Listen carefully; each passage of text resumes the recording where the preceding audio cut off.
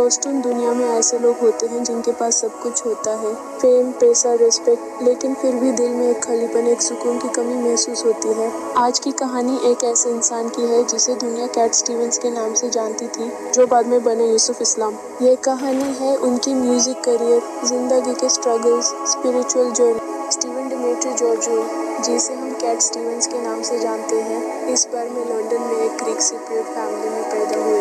बचपन में उन्होंने म्यूजिक का शौक डेवलप किया।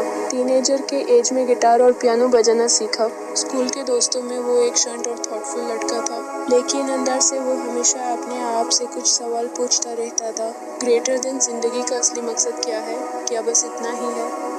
बचपन में उनकी फैमिली के फाइनेंशियल स्ट्रगल्स भी थे, इसलिए उन्होंने हमेशा हार्ड वर्क किया और म्यूजिक में करियर बनाने की सोची। 1970 के अर्ली 20s में कैट स्टीवंस ने म्यूजिक में अपना नाम बनाया। गाने जैसे वाइल्ड वर्ल्ड, फादर एंड सन और मॉर्निंग हैज ब्रोकन दुनिया भर में हिट हुए। कॉन्सर्ट्स में हजारों लोग उन्हें सुनते थे और रिकॉर्ड सेल्स मिलियंस में थी। पैसा और फेम के चक्कर में उनका लाइफ ग्लैमरस दिख रहा था, लेकिन अंदर से कुछ मिसिंग था। हर रात वो सोचते थे, मैं स्टेज पर गाता हूँ, लोगों को एंटरटेन करता हूँ, लेकिन दिल में खुशी कहाँ है? वो कहते थे कि फेम के साथ एंजाइटी और डिप्रेशन भी आया। 1997 में कैट स्टीवंस को ट्यूबरकुलोसिस, टीबी का सामना करना पड़ा।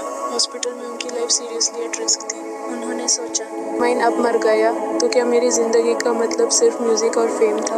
बीमारी के साथ उनको अंदर से एक स्पिरिचुअल अवेकनिंग का एहसास हुआ। वो अपनी जिंदगी और दुनिया के बारे में डीपली सोचने लगे। बीमारी से रिकवर होने के बाद कैट स्टीवंस ने दुनिया के डिफरेंट रिलीजन्स को एक्सप्लोर किया।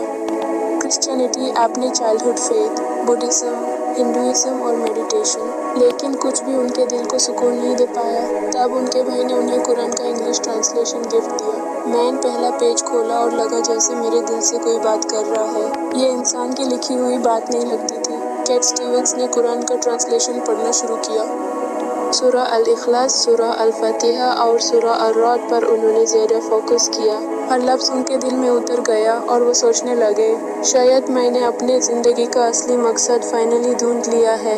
उन्होंने कुरान की गाइडेंस से रियलाइज़ किया कि दुनिया का सुकून सिर्फ अल्लाह के जिक्र में है, न कि फेम और पैसा में। ये जर्नी उनके लिए सिर्फ स्पिरिचुअल नहीं, बल्कि इमोशनल और मेंटल ट्रांसफॉर्मेशन भी थी। कैट स्टीवंस ने लंदन में एक मस्जिद ज्वाइन की और मुस्लिम कम्युनिटी से मिले।